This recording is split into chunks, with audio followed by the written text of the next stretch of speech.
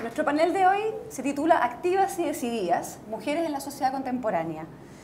Carolina Schmidt, que está aquí a mi derecha, estudió Ingeniería Comercial en la Pontificia Universidad Católica, tiene una destacada trayectoria en el mundo privado, donde llegó a gerente general de la revista Capital, gerente general de Foods Compañía de Alimentos SSU, y una serie de cargos. En 2010 fue designada ministra directora del Servicio Nacional de la Mujer y en 2013 ministra de Educación. Actualmente es directora ejecutiva del Teatro El Lago y se desempeña como directora de Nersis.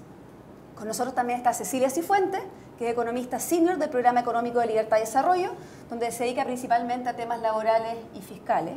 Estudió en la Universidad Católica, tiene un magíster en Economía y anteriormente se desempeñó como profesora investigadora en la Universidad de los Andes y economista del Banco de Chile. La sesión de hoy va a consistir en lo siguiente. Vamos a partir por una presentación de Carolina, luego una de Cecilia y vamos a abrir un espacio lo más largo posible para preguntas. Así que cualquier duda que tengan la pueden ir anotando y al final de las dos exposiciones se abre la sesión. Wow. Estupendo. Vamos. Un poquito más atrás para Bueno, pues, muy buenas tardes a todos. Veo que mi amigo Gerardo se quedó unos minutos. Digo que no hay nada más eficiente para hacer que una audiencia no haya ningún hombre es poner un tema que diga mujeres en el título. Eso inmediatamente ocasiona la ausencia de todos los varones en la audiencia y generalmente estos temas terminan siempre siendo analizados, discutidos entre mujeres, cosa que nos sirve mucho porque ya la mayoría que participa en estos eventos está tremendamente convencida que este cambio hay que hacerlo, pero es el resto lo que generalmente no lo está tanto. Entonces yo voy a partir de una presentación con una historia de mi primer jefe que yo tuve, que era un reconocido empresario de zapatos, en Foro. Yo fui gerente general de Nine West. Y él me contaba esta historia que no tengo idea si había sido verdad o mentira, pero para mí me sirvió para ilustrar muchas cosas de mi vida y creo que es un buen ejemplo. Él me decía que tenía 2 vendedores y que los había mandado a la India a ver si sus mejores vendedores cómo era el mercado de los zapatos en la India. Entonces había vuelto el primer vendedor y le dijo, no, ninguna posibilidad, un desastre esto, no hay ninguna posibilidad de vender zapatos en la India porque en la India nadie usa zapatos, así que olvídese de ir a expandir el negocio en la India. Llega el segundo vendedor y dice, bueno, ¿cómo le fue? Y le dice, fantástico, en la India nadie usa zapatos. Aquí hay una oportunidad espectacular. Y yo creo que en el tema de la mujer tenemos esa misma oportunidad extraordinaria con una dimensión muchísimo mayor, porque Chile tiene más riqueza escondida en mujeres que no se han integrado su fuerza de trabajo que todo el cobre que nos queda por descubrir. ¿Y por qué es esto? Porque Chile tiene una bajísima tasa de participación laboral femenina, que si bien, ¿verdad? Yo creo que todos ustedes han escuchado y como las noticias y vamos mostrando cómo, ¿verdad? Hoy que las mujeres están en la minería, en distintas cosas, todavía hay una tasa de participación laboral tremendamente baja. Si nos comparamos con el promedio de América Latina y usamos cifras del año 2010 donde podíamos ver todas las mismas cifras en cifras comparables y abiertas por segmentos socioeconómicos, etcétera. Nosotros, ¿verdad?, teníamos un 42% de participación de mercado, la América Latina un 53% de participación laboral femenina, un 42% de participación laboral femenina en Chile, 53% en América Latina, y los países de la OECD estaban ya en un 65% de participación laboral femenina. O sea, teníamos una brecha tremendamente grande y eso tiene un impacto enorme porque un ingreso adicional en la familia no solamente permite, ¿verdad?, un incremento tremendamente importante en los ingresos y las posibilidades de esas familias, sino que en muchos casos, y en Chile tenemos más de 1/3 de las familias que son uniparentales mantenidas solamente por una mujer, hace toda la diferencia en que esa familia tenga una posibilidad de salir adelante o tenga que vivir en la absoluta indigencia. Esa es la importancia de la participación laboral de las mujeres en el mundo del trabajo remunerado, y quiero hacerlo, digamos, volver a decirlo porque las mujeres hemos trabajado siempre y muchísimo, lo que pasa es que no lo hemos hecho remuneradamente, y el hecho de tener una remuneración produce un impacto muy importante, no solamente en la vida de esa mujer, sino que en todo el grupo familiar, porque además los estudios demuestran que la mayoría del gasto, que la decisión de gasto que hacen las mujeres la concentra generalmente en materias relacionadas con educación y salud familiar. Los hombres, la mayoría de la decisión de gasto están dirigidas en otras necesidades, ¿verdad? Y por lo tanto el impacto que tiene en los hijos es muy grande.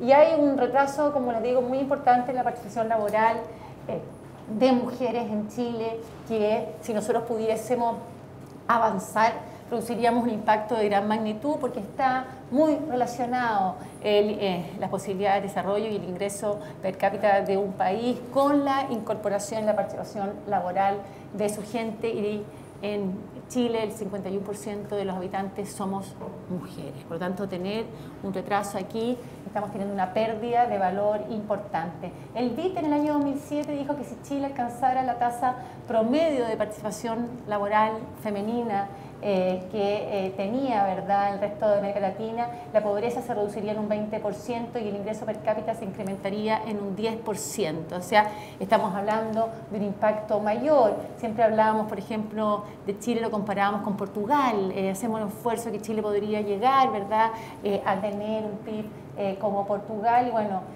Portugal alcanzó ese PIB con una tasa de participación laboral femenina de un 68%. Por lo tanto, sin esa fuerte incorporación de las mujeres, lograr ese nivel de crecimiento es impensable. Bueno, y tenemos buenas noticias porque parte de ese camino en Chile ya está avanzado. ¿Y por qué? Porque esta riqueza escondida que son las mujeres que no participan laboralmente son una riqueza de alta ley, como llamamos así, un cobre de alta ley. Las mujeres que no han ingresado al mundo laboral en Chile son mujeres tremendamente preparadas, muchas de ellas, porque nosotros vemos que desde el año 2009 ya son más mujeres que egresan de la educación superior, tanto universitaria como técnicas, que hombres. Es decir, podemos decir que las mujeres tienen hoy en nuestro país, ¿verdad?, más preparación en términos de estudio, son más educadas, no solamente para comer chicle y otras cosas, sino que para ¿verdad?, en términos educacionales que los hombres. Y no solamente son más, esto tanto en la educación universitaria como en la educación técnica, estamos hablando de la educación superior, son más las mujeres que ingresan. Y no solamente son más las mujeres que egresan que hombres, sino que también obtienen mejores resultados en sus estudios. Las mujeres en promedio tienen un 10% menos de deserción de la educación superior, tienen mejores notas y se demoran en promedio un año menos en egresar. Aquellos que habrán tenido alumnos, aquí les voy a contar de su experiencia, ¿verdad? Tenemos una gran profesora, Lucía, pero todos los que hemos sido profesores algún minuto, vemos que hay diferencia efectivamente en los rendimientos de hombres y mujeres en las salas de clase y en los resultados académicos. Y hoy tenemos que 6 de cada 10 profesionales que salen al mercado en Chile son mujeres. Pero como además les va mejor, ¿verdad? Y hoy día cuando una estudia abogados, como contaba Gerardo, qué sé yo acá, pide los 10 mejores currículum de una carrera para contratar a sus futuros colaboradores, 7 de los 10 currículums que les llegan son de mujeres, porque tienen las mejores notas además en sus respectivas facultades. Entonces, como nosotros creemos en la competencia, ¿verdad? Nosotros debemos pensar que hoy las organizaciones y las empresas en Chile están contratando mayoritariamente mujeres. Pero ¿qué pasa en esos estudios de abogado? ¿Qué pasa en esas empresas? Uno no solamente contrata a una persona por su currículum, sino que uno quiere que la persona, ¿verdad?, agreguen valor. Para eso uno contrata. Y ahí también hay buenas noticias, porque contratar a las mujeres es un buen negocio, no solamente porque tienen, como te digo, en general muy buenos antecedentes académicos, sino porque los grupos que son más homogéneos, donde hay mayor participación de hombres y mujeres, generan mejores resultados que aquellos que están conformados solo por hombres o solo por mujeres. O sea, se crea un valor, el hecho de que los grupos de decisión, los grupos de trabajo estén conformados, ¿verdad?, por hombres y mujeres. Y esto no solamente porque uno se lo ocurre, y lo mejor uno lo pasa mejor también en esos grupos en que son más diversos y más participativos, sino que está medido, y lo tiene el MIT medido hasta el infinito. Y si uno ve, por ejemplo, las empresas del Fortune 500, aquellas compañías que tienen equipos en sus tomas de decisiones con mayor equidad, si tú quieres, mayor participación, hombres, mujeres, tienen una rentabilidad un 35% más alta que aquellas empresas que tienen sus equipos de decisiones y gerencia conformadas solo por hombres o solo por mujeres, que otra realidad que nosotros empezamos a ver en muchas compañías que forman mujeres en que tienden también a contratar y rodearse de mujeres.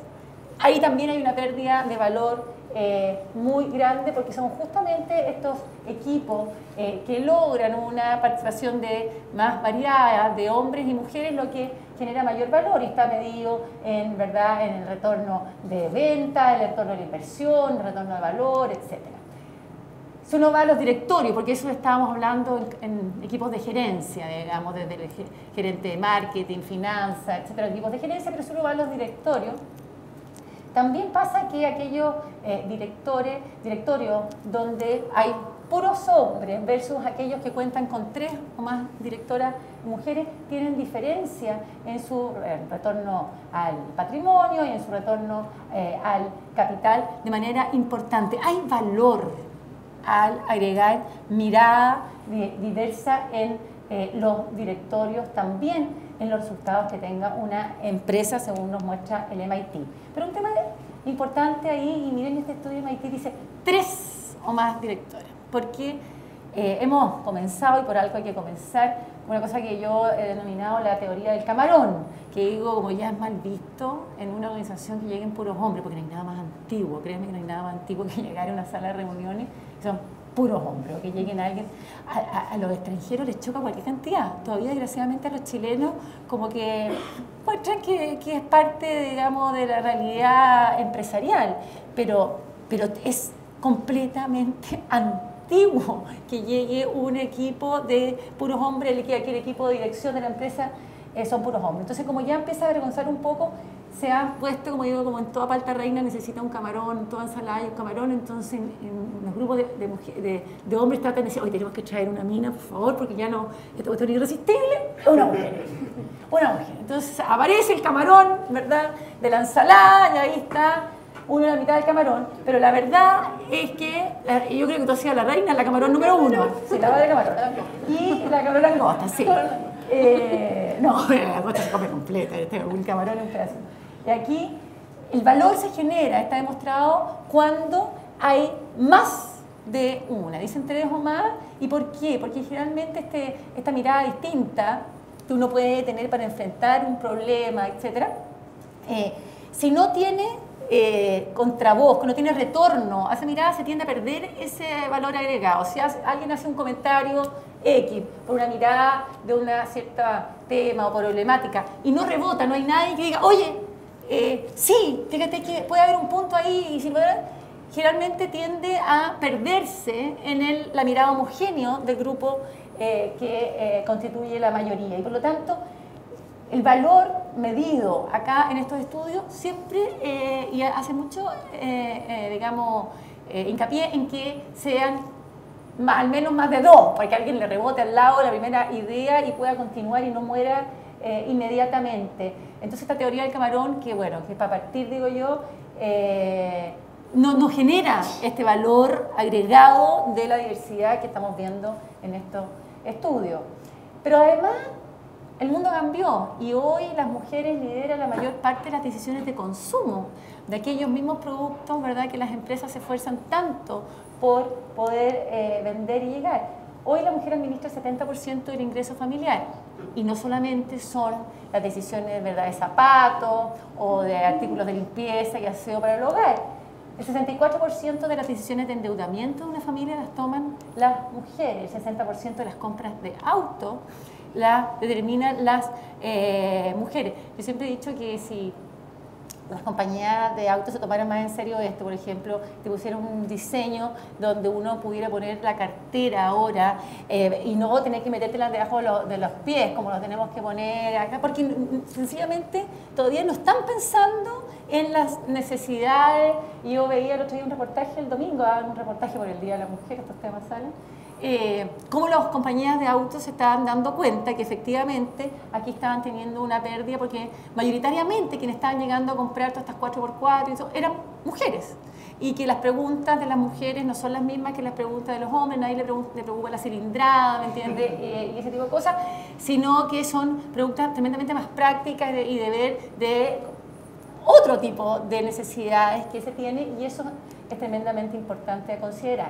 El 90% de las decisiones de entretenimiento y vacaciones familiares también, ¿verdad?, señalan los estudios que las toman las mujeres. Por lo tanto, ser bilingüe hoy es saber hablar el idioma de lo femenino y masculino, no solamente saber hablar inglés, sino que entender las miradas, comprender e incorporar las miradas diversas de hombres y mujeres.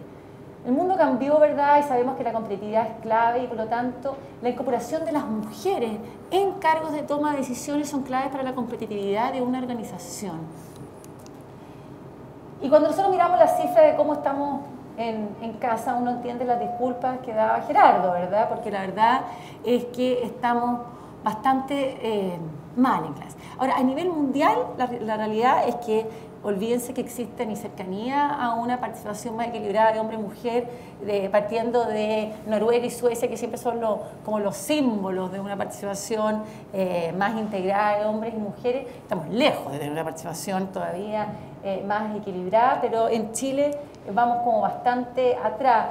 Esto era el año 2010 porque hemos crecido, hemos avanzado mucho. Mire, yo le voy a mostrar, por ejemplo, si uno veía la participación de mujeres en los directorios de empresas IPSAS, en el 2010 era 1%, y en el ICPA un 3%, en las altas gerencias, en la gerencia, no sé, de CCU, por ejemplo, una empresa que yo, y tú mirabas cuál es quién estaban en el comité de gerente, y uno era el camarón, porque no había nadie más en el que solamente mujeres. Aquí estamos hablando de un 5%, ¿verdad? La empresa del Estado un 9%.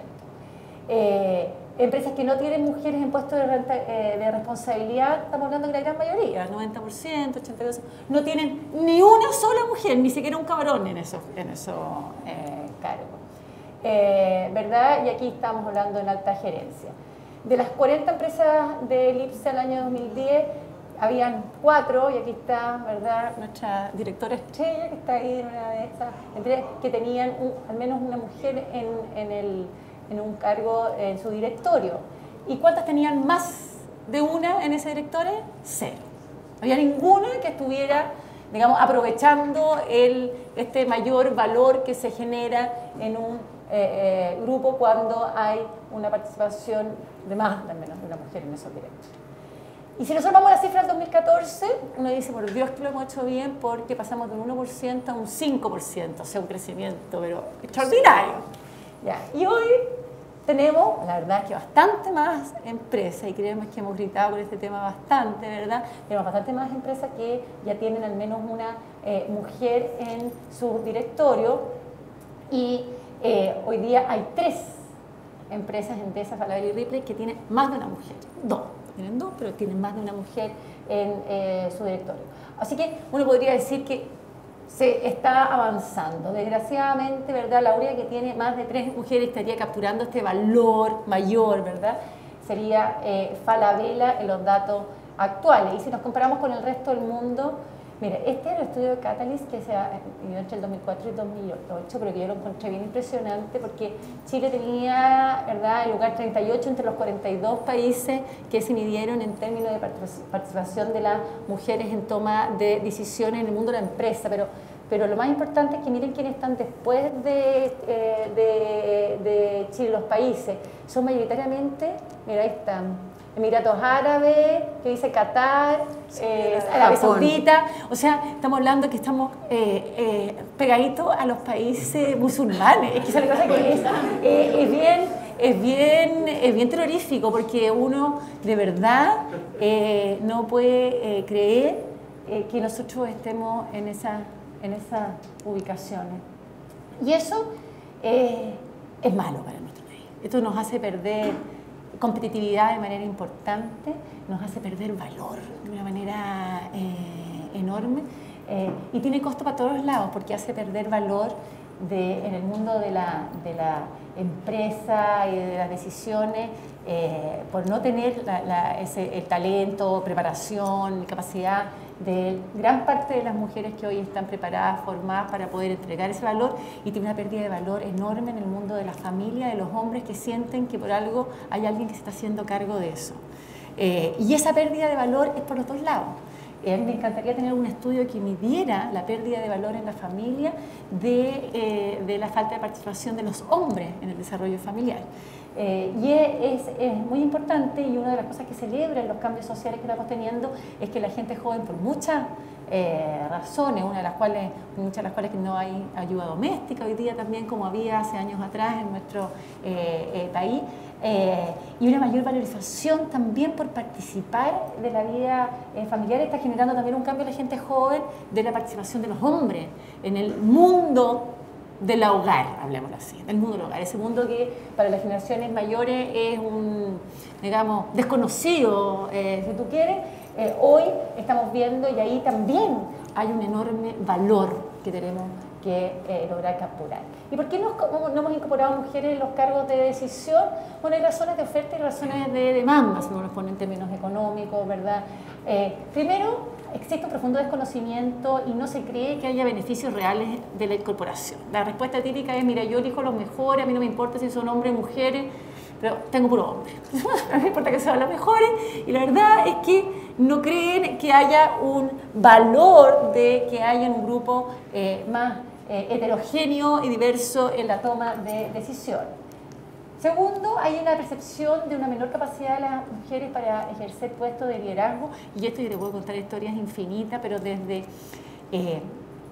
la forma, la voz, la forma que las mujeres se expresan en un mundo donde los cargos de toma de decisión y el liderazgo está asociado a características más masculinas, se tienden a ver como falta de capacidad para ejercer esos cargos. Yo siempre cuento una anécdota muy graciosa en este comité de gerentes en donde yo participaba, se discutía quiénes podían ser aquellas personas que participaban en la organización que teníamos que preparar para asumir un cargo después de gerencia, etc. Entonces, yo cada vez que recomendaba una mujer, la respuesta era esta: no, Carola, es que no tiene liderazgo, no tiene fuerza.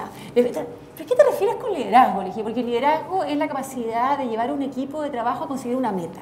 Eso es un liderazgo, ¿verdad? Y esta persona es la que ha conseguido los mejores resultados, tiene por lejos más que todo. Entonces, ¿qué es lo que refiere el liderazgo? Porque ella no grita, no golpea la mesa, no habla fuerte, ronco. Eso no es liderazgo. Pero de manera natural, como la historia ha estado, que las personas que ejercen cargo de liderazgo tienen una voz más ronca, una autoridad, se tiende a pensar que eso es liderazgo, y eso es un error. Y a la medida que no haya más mujeres con voz suave, con buena forma, ejerciendo esos cargos, vamos a seguir transmitiendo un mensaje erróneo de lo que es un liderazgo. Menor experiencia para estos cargos, aquí siempre está el huevo de la gallina, ¿verdad? Para ser directora de una empresa, gran empresa en nuestro país, se requiere haber sido gerente general o ministra de Estado, gerente general de una empresa grande, o ministra de Estado, o variable de ese tipo, que generalmente la mayoría de las mujeres no ha tenido tampoco esa posibilidad. O sea, hay dificultad y son pocas las que tienen la experiencia muchas veces para que masivamente puedan incorporarse de mayor forma. La imposibilidad de compatibilizar trabajo y familia, eso es un tema que todavía las que compatibilizan el trabajo y la familia somos las mujeres, los hombres ayudan todavía, pero los que compatibilizan, y eso también es un error porque todos tenemos que compatibilizar trabajo y familia. Y desde el punto de vista de la oferta, las mujeres, ¿por qué muchas mujeres se restan aquí? Me acuerdo un ministro que me llama una vez muy molesto y me dice: oye, Carola, para con esta cuestión de que las mujeres, tratando a las mujeres, de que yo he llamado ya 2 mujeres para nombrarla en un cargo de superintendente y me han dicho que no. Entonces, la verdad es que las mujeres no quieren participar en este tema. Y la verdad es que efectivamente muchas mujeres no quieren. No quieren, y hoy día existe una doble jornada que ejercemos las mujeres que trabajamos de manera activa, que es muy fuerte y que es una realidad, y por lo tanto muchas mujeres no quieren hacer eso. Esta postura de 100% de disponibilidad también, esta idea que la verdad es completamente anacrónica, de que uno tiene que estar sentado en el asiento de la oficina, es el más responsable, bueno y más trabajador, cuando realmente no tiene que ver con eso. Pero la gente, las mujeres siempre salen de la oficina, típica como a las 8 de la noche, tú te quedabas, estaban en la oficina al lado mío, una risotada muy grande, pasando fantástico. Entonces yo llegaba a la oficina y ¿qué están ustedes? ¿Por qué están acá y todo? Entonces, ¿tienen algo mañana? No, si lo que pasa es que ahora no vuelvo ni muerto a mi casa, me dijo, olvídate, es la hora de los baños, los niños, la cuestión y todo. Yo no me aparezco ni muerto antes de las 9 de la noche, cuando ya está la paz, tranquilo, y ahí yo llego, pero a esta hora ni el patín llego a la casa. Y eso es una realidad. En cambio, las mujeres tienden a ver como uno se pone los patines 20 veces al día para ir y salir, para estar. Y eso, efectivamente, la idea de 100% de disponibilidad a las mujeres nos produce una dificultad importante que hace que muchas mujeres no quieran participar.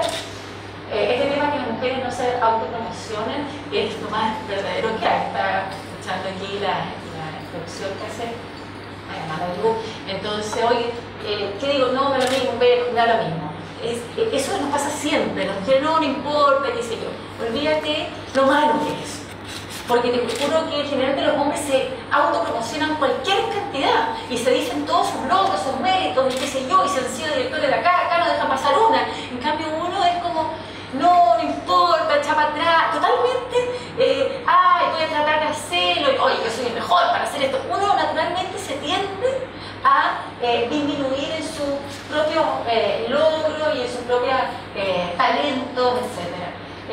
Falta de políticas pro familia completamente, la dificultad de cuidado infantil son enormes y una limitante gigantesca. Yo hasta aquí estamos hablando de casos de directorio que son un ejemplo, pero el problema más grande que tiene Chile es cómo pierde valor con la baja participación de las mujeres de los niveles socioeconómicos más bajos, que son las que menos participan del mundo del trabajo y menos participan porque ahí sí que no hay ninguna posibilidad de compatibilizar nada. Cuando tú tienes que tomarte una hora y media de tu puesto de trabajo para llegar en el Transantiago, cuando los niños no tenéis donde dejar ni ayuda cero, donde la seguridad de esos niños que van a salir a drogas y salen a la calle o tú no estás, créanme que todo lo que estamos hablando aquí es ridículo. O sea, esto lo estoy conversando con ustedes, que son una audiencia de gente, digamos, más preparada, pero el gran problema que nosotros tenemos, lo tenemos justamente en los niveles socioeconómicos más bajos y más vulnerables, donde la participación de las mujeres en el mundo del trabajo es realmente muy pobre, generando una situación de pobreza tremenda, ¿verdad? En miles de familias. La decisión voluntaria de no trabajar, eso también en realidad gente que quiere no trabajar, dice que son menos ambiciosos, etc. ¿Qué necesitamos hacer?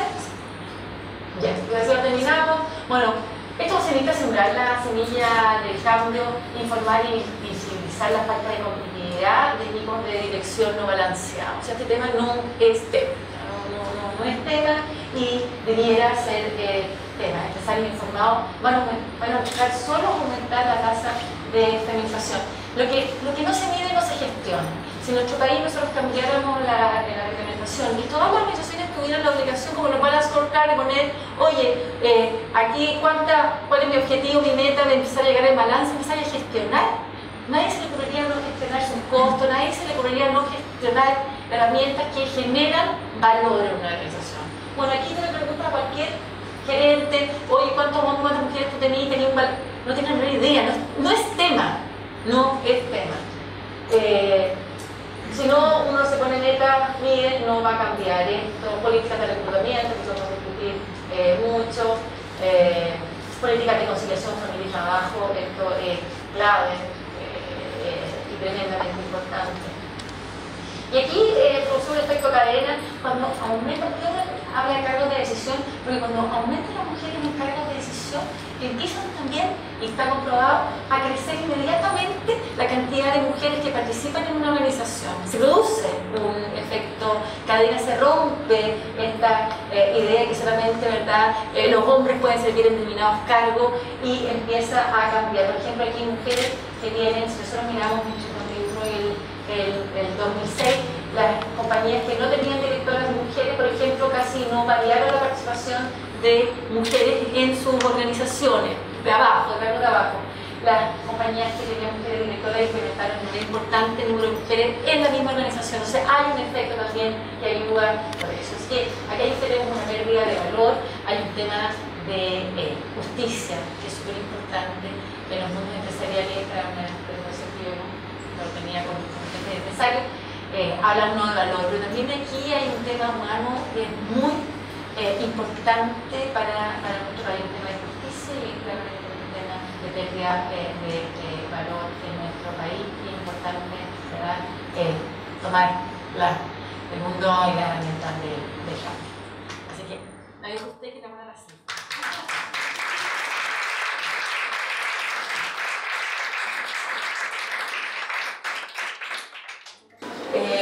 Bueno, muchas gracias a la Fundación por el Progreso por la invitación. Me parece que este es un tema súper relevante y la verdad que, bueno, en general comparto prácticamente todos los puntos que planteó la Carola. Lo bueno es que sin ponernos de acuerdo más o menos nos vamos a complementar, porque yo lo que voy a mostrar es un poco, la Carolina habló mucho del tema a nivel de mujeres profesionales. Yo voy a ver más bien la mirada que tiene este problema desde la dimensión más social en el fondo, porque el principal problema, como bien dijo la Carolina, está en las mujeres de más bajo ingreso. Pero quisiera también dar una mirada de alguna manera optimista.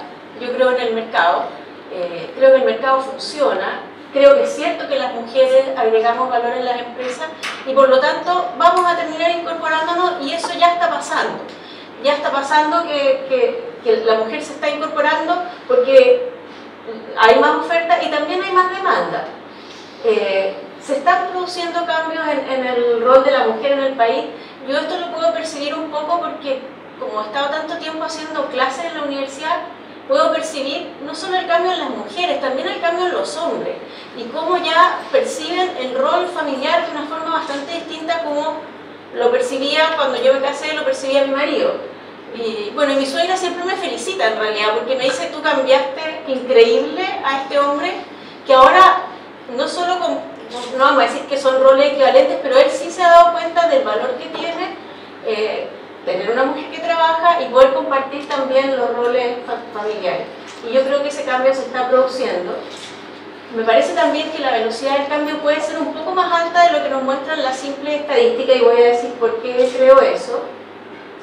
Ahora, este proceso está teniendo costos importantes, especialmente para las mujeres, que la verdad que tenemos que pasar corriendo muchas veces para tratar de cumplir todos nuestros roles, pero yo creo que estamos sembrando, efectivamente, como decía la Carolina, y vamos a tener un beneficio esperado mayor, porque definitivamente, y eso yo creo que todos lo pensamos, una sociedad con roles más compartidos no solo es mejor para nosotros las mujeres, que ganamos en independencia, ganamos en autovaloración, también es bueno para los hombres y también es bueno para los niños.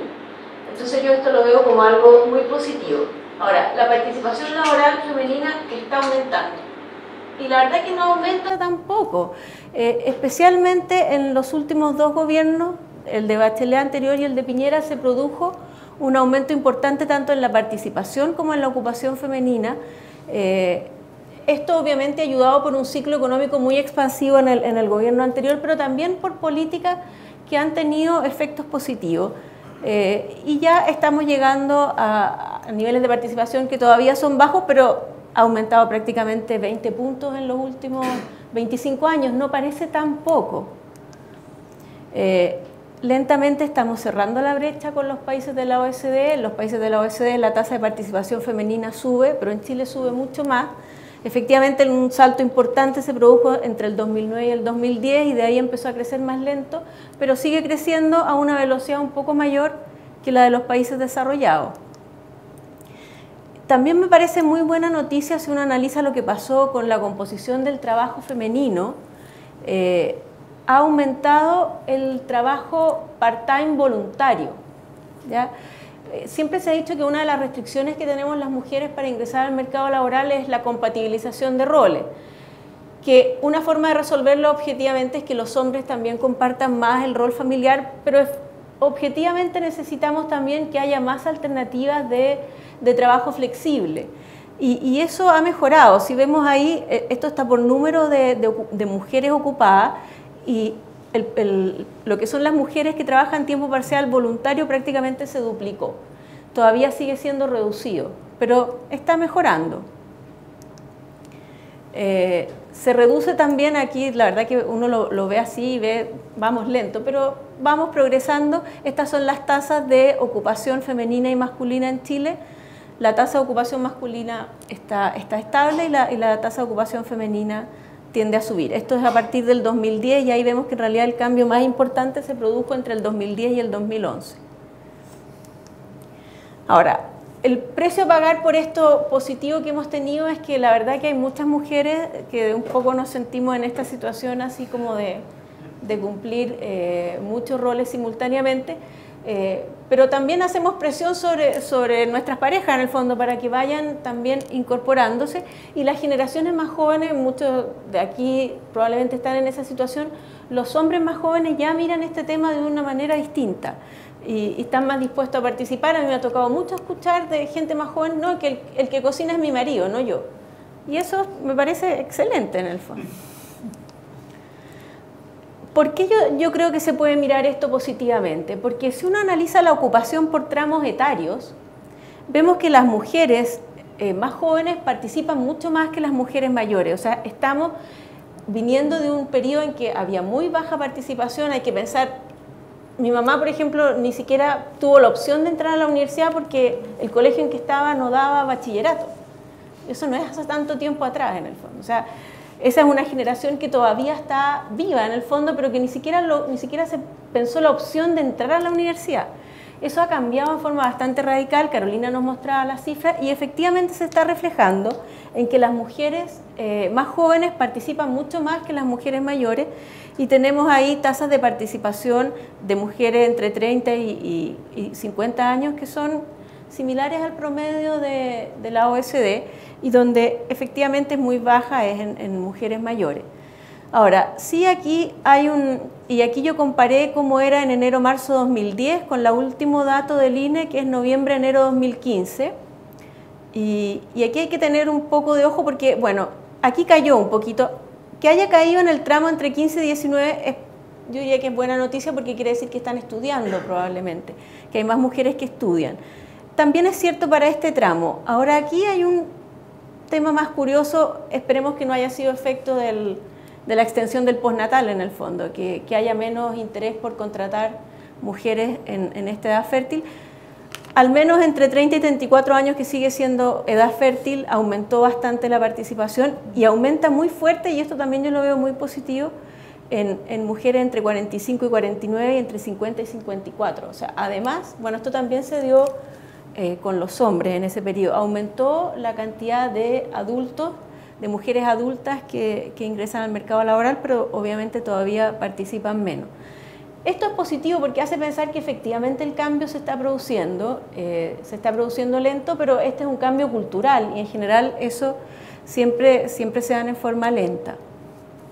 Ahora, donde sí tenemos un problema muy, muy serio respecto a las mujeres es en las mujeres de bajo ingreso, y ahí debería estar el foco de las políticas sociales, y la verdad que por lo menos no se ve en el último tiempo que este sea un tema que esté en la agenda de políticas públicas como debería estar. Mujeres jóvenes. Aquí está el problema de lo que se llama los nini, las nini en realidad, mujeres que ni estudian ni trabajan. En el primer decil de ingreso, un 65% de las mujeres en ese tramo etario no estudia ni trabaja. Esto es tremendamente alto porque son mujeres que tienen una situación de ingreso muy precaria, es el primer decil, muy pocas están estudiando, menos todavía trabajan, y son mujeres que obviamente necesitan trabajar y sin embargo no lo están haciendo, y uno ve que efectivamente este problema de los nini se da en mujeres de bajo ingreso y eso es tremendamente complejo. El porcentaje de mujeres que trabajan en los deciles inferiores también es muy reducido, y no así en los deciles altos de ingresos. O sea, en los deciles altos de ingresos tenemos tasas de participación femenina un poco por debajo del promedio de la OECD, más bien similares, y donde está el problema es acá, en los sectores de bajo ingreso. Comparto plenamente con Carolina esta idea de que aquí tenemos un mineral sin explotar. Esa cifra que daba ella, que decía el BID que podría aumentar el producto un 10%, bueno, eso se decía el 2007. Yo hice ese cálculo actualizado ahora y todavía nos quedaría, si incorporamos a todas estas mujeres, alrededor de un 5% de aumento del producto por mayor incorporación de mujeres al mercado laboral. Por lo tanto, es efectivamente una riqueza bastante significativa que queda por incorporar. pero que el desafío es más difícil porque está radicada en mujeres que tienen mucho menor capacitación. Si nos vamos a las mujeres adultas, el problema es similar, ¿ya? Estas son las tasas de ocupación por decil de ingreso, y aquí vemos que un 20% de las mujeres en edad de trabajar, porque esto ya es plenamente en edad de trabajar, solo un 20% trabajaba en el año 2011, estos datos están actualizados ya con la CACEN en 2013, mejoraron las cifras, mejoraron bastante, gracias al ciclo económico expansivo, pero siguen siendo muy bajas. En los deciles altos de ingresos, como decía, las tasas de participación son similares a las de los países desarrollados y más desarrollados. O sea, lo que tenemos que hacer es trabajar fuertemente en los sectores de bajos ingresos.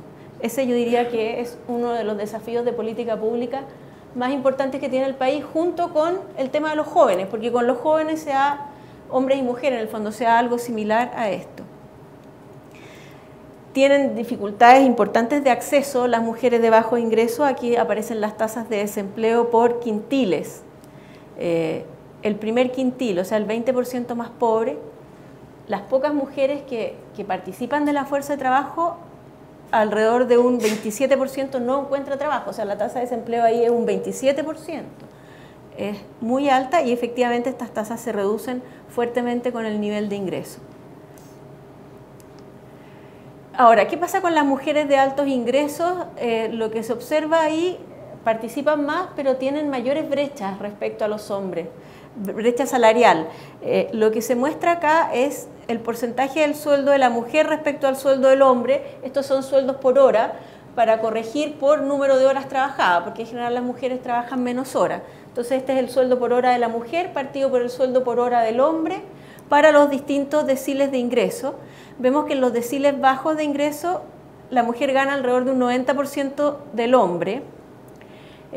¿Por qué es bastante alto? Básicamente por el salario mínimo, ¿ya? Que impide que los salarios sean más bajos que los niveles mínimos, pero en los ingresos más altos la brecha va siendo mucho mayor. Y aquí tenemos que las mujeres de altos ingresos ganan el 70% del sueldo por hora del hombre, o sea, no es que el ingreso sea el 70%, la verdad que la brecha de ingresos probablemente es más, porque esto es ingreso por hora, o sea, por la misma hora trabajada una mujer gana un 70% menos. Obviamente aquí hay muchos factores que influyen, pero gana un 70% del hombre, eso, perdón. Hay muchos factores que influyen. Probablemente también la legislación influye en estas brechas a través de todo el tema de la maternidad, que a pesar de que se avanzó algo con el proyecto de extensión del postnatal, en algunos temas se retrocedió. Finalmente el postnatal, y yo sé que Carolina esto trató de impedirlo, pero no fue posible, terminó aumentando el fuero, ¿ya? Respecto a lo que era antes. El fuero al final es un castigo a las mujeres, o sea, lo que hace es que no quieran contratar mujeres y terminamos con un fuero más largo del que había antes. Pero obviamente aquí hay temas pendientes de avance. No necesariamente la meta tendría que ser el 100%, porque hay veces que las mujeres, por el hecho de tener más flexibilidad, estamos dispuestas a veces a tener salarios más bajos. Es un poco el precio de la libertad, que yo lo llamo. O sea, cuando uno tiene un ingreso muy alto, se siente además más comprometida, y hay veces que uno está dispuesto a pagar a lo mejor un sueldo más bajo con el hecho de, ¿sabes qué? Me tengo que ir porque un niño se cayó en el colegio. Eso también influye, o sea, como decía Carolina, que hay problemas de oferta y de demanda también. Sobre lo que mostré, ¿qué es lo que podrían ser los puntos importantes de una agenda de género? Por lo menos a mi juicio aquí el tema más importante es el tema de la política social, o sea, del problema de las mujeres de bajo ingreso. ¿Por qué me preocupa menos el tema de las mujeres de alto ingreso, los porcentajes en los directorios? Porque efectivamente creo que a lo mejor en forma lenta, pero el problema se va a ir corrigiendo en la medida que pase el tiempo, pero aquí hay que intervenir en el fondo, aquí sí se requiere una política directa del Estado. Esto sí es un rol subsidiario que es muy importante. ¿Y en qué temas? Básicamente en el tema del cuidado de niños y adultos, de adultos mayores. Muchas veces la razón de las mujeres de bajos ingresos para no trabajar no es solo que tienen que cuidar niños, es también que tienen que cuidar un adulto mayor. Y ahí también se requiere apoyo de la política social. Ahí es bien curioso, por ejemplo, a mí me ha llamado mucho la atención ahora que el gobierno tiene en discusión su reforma laboral, que la reforma laboral no esté incluyendo la modificación del artículo 203 de Sala Cuna, porque la verdad que a fines del gobierno anterior se mandó un proyecto, este era un tema que existía pleno consenso, y el proyecto todavía está ahí durmiendo y es un proyecto que debería ser prioritario. Lo mismo con el tema de la capacitación, que es la otra pata en el fondo. O sea, un tema es resolvámosles su problema de oferta, en el sentido de que puedan ir a trabajar, tengan con quién dejar a los niños, tengan con quién dejar a los adultos mayores. Resolvamos también el problema de demanda, la productividad. La productividad de esas mujeres que la gran mayoría ni siquiera terminó el colegio. Y ahí la clave obviamente son las políticas de capacitación, y a pesar de que está este programa Más Capaz que lanzó el gobierno, por lo que yo he podido ver es más un cambio semántico que un cambio de fondo. Y en ese sentido esto sí que debería ser prioridad absoluta.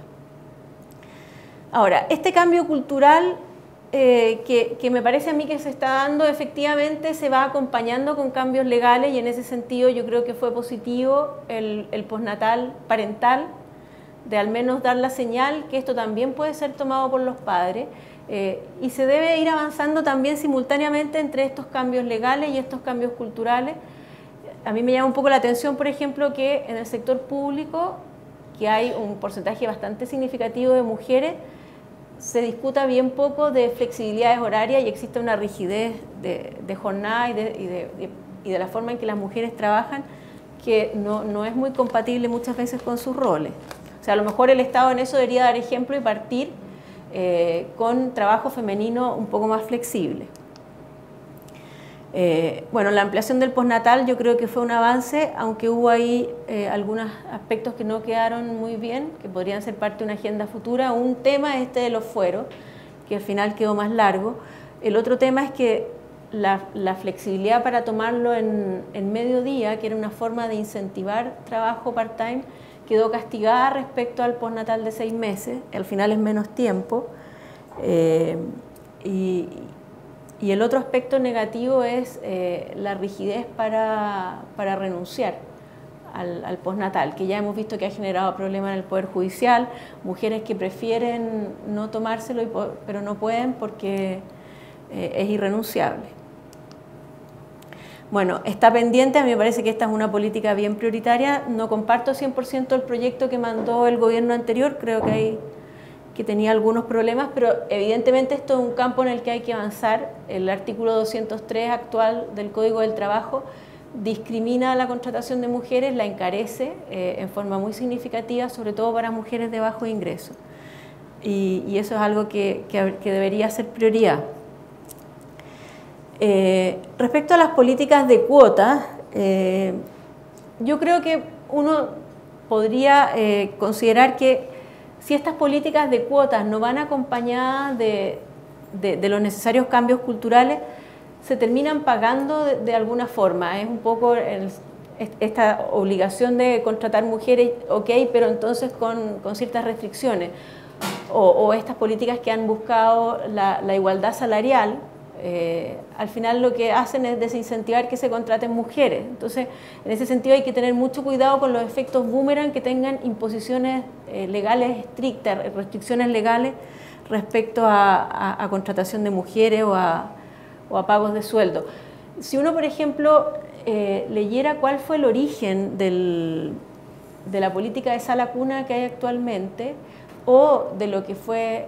Son siempre intenciones tremendamente positivas para, entre comillas, favorecer a las mujeres, pero de alguna forma, como se hacen tan restrictivas, terminan perjudicando. Entonces, en ese sentido, hay que tener bastante cuidado con esas políticas.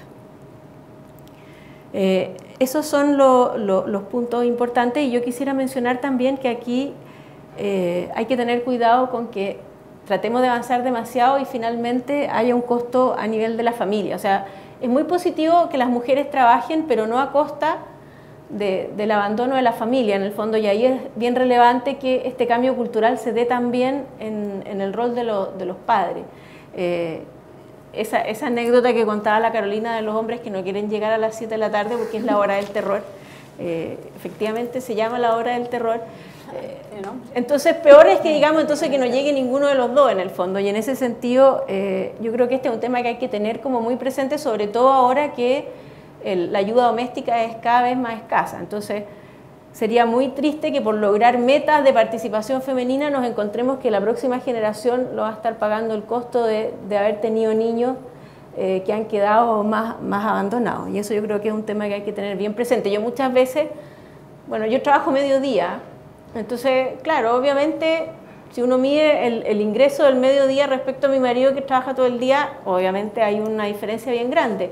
Pero yo siempre digo, ya, mi productividad laboral es menor, pero estoy generando la productividad de 4 personas más, pero es que sobrecompensan de todas maneras lo que gana mi marido. Entonces, en ese sentido, ese también es un punto que hay que mirar, la productividad que uno le genera a otros por el hecho de estar ahí. O sea, mirar esto desde una perspectiva no solo de corto plazo, sino también del largo plazo hacia adelante. Eso es. Muchas gracias y bueno, ahora... A ver, yo me alegro mucho de la presentación de las dos que hablaron, pero sobre todo el énfasis en el vaso medio lleno. Yo soy historiadora y las mujeres la historia estudia las continuidades, pero por sobre todo los cambios.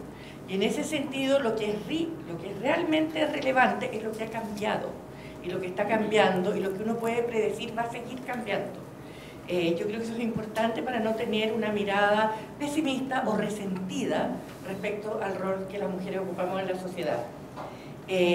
Yo quisiera decir que en parte lo que ha sucedido es el resultado de una mirada profundamente igualitarista de las mujeres con los hombres durante un periodo que a lo mejor hoy día no es tanto. Porque la verdad es que si somos exactamente iguales no habría ninguna razón para incorporar una mirada distinta, puesto que es igual. Entonces, sí. Yo quisiera enfatizar también que si uno mira desde el punto de vista de la especie, no cabe la menor duda de que la mujer hoy día, al margen de cuántas gerentas hayan, es la especie fuerte entre los seres humanos.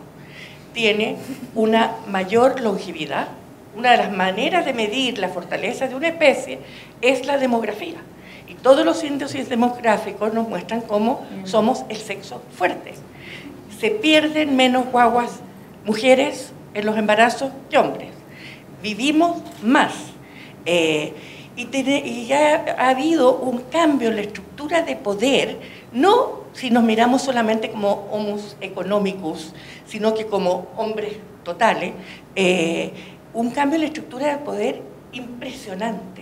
Porque por primera vez en la historia de la humanidad, y es la única especie que se puede decir eso, es que las mujeres tienen el control absoluto de la reproducción. Eso no le sucede a ninguna otra especie y eso no ha existido nunca. Hoy día incluso es concebible la reproducción sin la participación masculina. Eso es un cambio en la estructura de poder de los géneros dramática. Atroz, pero no, es que no es sin sexo. No, ojo.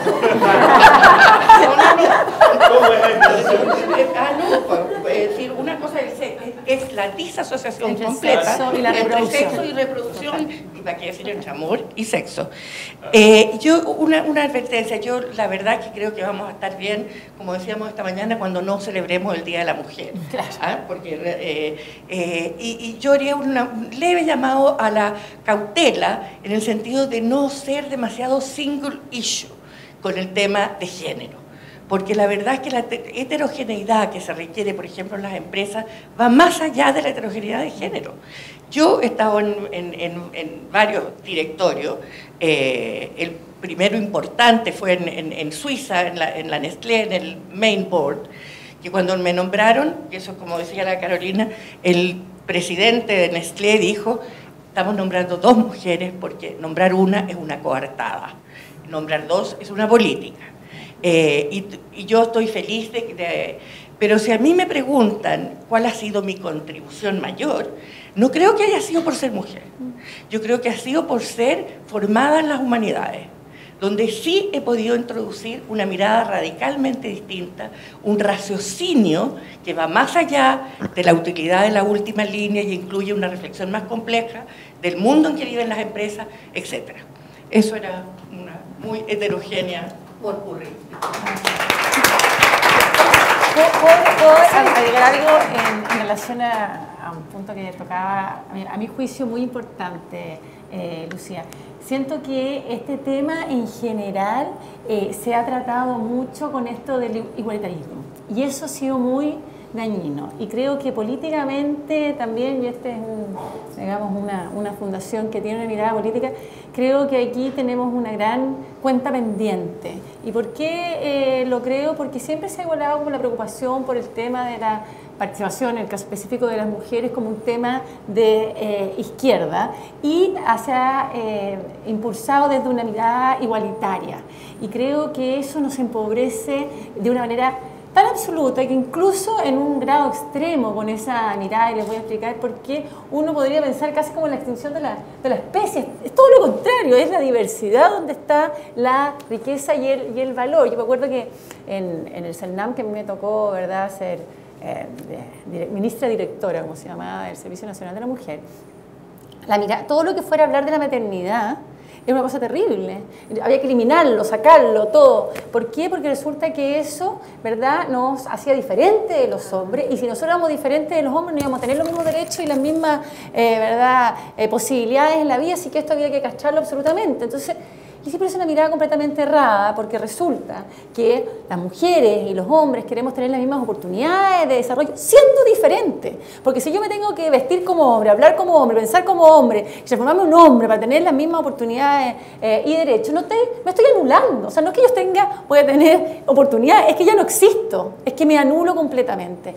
Y por eso creo que esa mirada de la diversidad y el valor tiene que ser la mirada de este tema de parte de la derecha, no como que no existe este tema porque se apropió un sector político de esto, sino que no hay nada más de la derecha que el agregar valor, el generar justamente la posibilidad de tener mayores oportunidades y mayor desarrollo. Entonces yo creo que esa mirada otra nos empobreció, y una de la parte de la discusión del postnatal, nosotros aquí estuvimos en discusiones varias importantes con eso, era que es un tema, ¿verdad?, que la mujer pueda ingresar al mundo del trabajo y desarrollarse con sus características diferentes también. Y la más maravillosa de nuestra diferencia radica en que nosotros podemos llevar un hijo en nuestro ser, digamos. Eso es una experiencia maravillosa y enriquecedora, y mucha parte de... Lucía contaba que el tema de la humanidad, de sus estudios de humanidades, la habían ayudado mucho en los aportes de la empresa.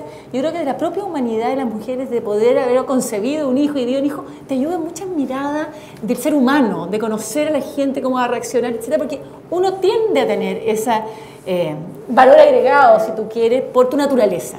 Entonces, esa es la mirada que yo creo que nos enriquece versus la otra mirada que nos castra y finalmente lleva a la extinción de la especie, porque si no, si yo tengo que treparme un hombre, fíjate, no tengo ninguna, esta cosa no lleva a nada. Así que creo que es una oportunidad también de esa mirada como generadora de valor. A mí me surgió una preocupación durante las dos exposiciones, que las dos tuvieron mucha coincidencia en explicar que el gran desafío actual es aumentar la participación de los sectores más pobres. Y ayer justamente en la prensa apareció la llamada agenda de género del gobierno. Y si la ponemos en contra, digamos, con lo que ustedes están poniendo como un foco de alerta, yo no encuentro dentro de esta agenda aparentemente nada que ayude directamente a este sector. Le resumo a los que no pudieron ver la columna, la ministra del CERNAM, Claudia Pascal, la resumió de esta manera su agenda de género. La promulgación del Ministerio de la Mujer, el criterio de paridad en el sistema electoral, más mujeres en directores de empresas públicas, presencia de mujeres en ciertas comisiones de acuerdo a la nueva reforma laboral, un proyecto para modificar la sociedad conyugal y algunos cambios para ampliar las sanciones contra la violencia. También ella incluyó dentro de la agenda el proyecto para modificar la despenalización del llamado aborto en 3 casos. ¿Qué hay de esta agenda que apunta a lo que ustedes pusieron como la gran alerta en la discusión de hoy día?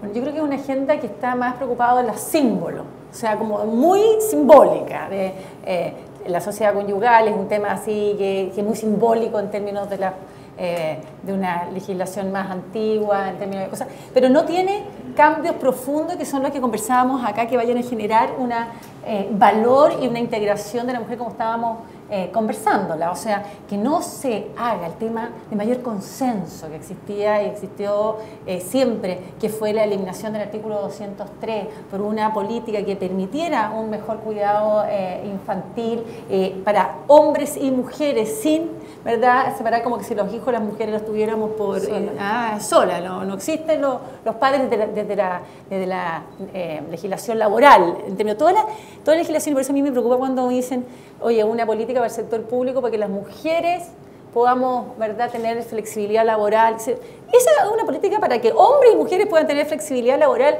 para que aquí entendamos que el mundo de la familia requiere de los hombres, también como el mundo del trabajo requiere de las mujeres, y en algunos casos, alguna época uno será más flexible, otro menos. O sea, en tema que se tiene que vivir como una parte de familia que forma más de una sola persona idealmente. Entonces, yo creo que la agenda, cuando yo la leo, son cosas que son muy así de símbolos. Te fijas, los ministerios de la mujer le da importancia al tema. El tema de, para que si ya nos metemos más temas nuevamente, Valórica, el tema del aborto, el derecho de la mujer, del control, el tema, cada uno de los que tú mencionas, no van dirigidos a cambios profundos que permitan de verdad un cambio en las oportunidades reales de miles de mujeres y principalmente las que están llevando la carga económica y social de los hogares más vulnerables en nuestro país, que mayoritariamente son mujeres solas. Y Cecilia, en la reforma laboral, que la Cecilia ha estado estudiando este último tiempo la reforma laboral, ¿ahí hay algo que apunta a este grupo? ¿Hay alguna novedad que pudiera pensar que vamos a tener participaciones más fuertes en el mercado laboral de las mujeres de bajos ingresos? A ver, si yo tuviera que decir qué aporta esta reforma laboral, porque bueno, el gobierno habla que tiene una agenda cuando uno le hace la crítica a esta reforma, pero no tiene nada en absoluto que contribuya a que a mi juicio por lo menos es el problema principal que tiene el mercado laboral femenino, que es las dificultades de acceso, y de hecho podría ir en sentido contrario, en el sentido de que la reforma laboral tal cual como está planteada tiende a desincentivar la contratación, a encarecer la contratación, y por lo tanto, si bien hay un grupo de los incumbentes en el mercado, en el fondo, que pueden verse favorecidos en el corto plazo, porque yo creo que en el largo plazo tampoco, pero en el corto plazo puede haber un beneficio a los que ya están trabajando, principalmente en empresas grandes, pero que son básicamente más sesgados hacia empleo masculino, y uno podría decir entonces que esta reforma laboral la verdad que atenta contra esta agenda de incorporar más mujeres al mercado laboral, porque castiga la contratación en general, no precisamente de mujeres. Pero al favorecer a un sector que es mayoritariamente masculino, efectivamente yo creo que tiene un impacto negativo en lo que yo considero que debería ser la prioridad de las políticas públicas en materia laboral. El tema de la capacitación es un tema que favorece simultáneamente la eficiencia y la equidad. Es una política que avanza en los dos sentidos simultáneamente. ¿Por qué? Porque al darle productividad a los sectores más vulnerables, no solo mujeres, sino que a los trabajadores más vulnerables en general, la economía se hace más productiva, pero además estoy dándole ingreso a los sectores de menos ingresos. Entonces es factible avanzar simultáneamente en eficiencia y en equidad a través de una buena política de capacitación, y el programa que está llevando el gobierno en este aspecto a mí me parece que es completamente insuficiente, porque además hay alrededor de 400 millones de dólares que se están gastando en capacitación, que ya está el diagnóstico clarísimo que se hizo en el gobierno anterior, que no están llegando a los sectores que lo necesitan, y sobre eso no se está haciendo nada. Así que soy bastante crítica de la agenda laboral del gobierno en este aspecto, que yo creo que debería ser el prioritario. Muchas gracias a las tres por haber venido y qué hacer un pequeño presente. Muchas gracias. Si fueran hombres no les daríamos flores. Está bien, una ventaja es ser mujer. Así que les agradezco, fue realmente muy interesante. Varios datos que yo tampoco manejaba sobre el mercado laboral acá en Chile, así es que puedo utilizarlo como artillería para combatir lo que se está proponiendo en muchos frentes. Y a todos ustedes por haber venido. Nunca en la historia habíamos tenido tantas mujeres en la Fundación por el Progreso. Muy bien. Lo cual es un éxito total. Espero que se repita muchas veces porque un 99% de hombres en esta fundación estamos perdiendo un montón de productividad. Así que les voy a pedir que vengan a las próximas actividades. Eduardo tiene organizado todo un calendario. Vamos a invitar a Gloria Álvarez, que viene también ahora en 2 semanas más, a dar unas charlas. No sé si la conocen ustedes, pero se hizo muy famosa internacionalmente, una mujer joven guatemalteca, y está viajando mucho por el mundo, invitada a hablar sobre populismo y este tipo de cosas que son en este minuto muy relevantes para nosotros. También vamos a tener a María José Romano, que es una economista argentina que va a venir a hablar, también joven, muy joven, que va a venir a hablar del desastre que está ocurriendo en Argentina. En fin, vamos a tener a Vanessa Kaiser, que es hermana mía, Disclosure, que va a venir a hablar sobre Hannah Arendt, que fue una filósofa la más importante del siglo XX, sin lugar a dudas. Lucía la conoce muy bien. Y vamos a tener en ese sentido muchas actividades, así que por favor estén al tanto de lo que estamos publicando en la página web. Eduardo es el hombre encargado de esto, y si no quieren tratar con un hombre, Javiera también está disponible, que está allá atrás, y que trabaja con él en el área de formación y en el área de actividades.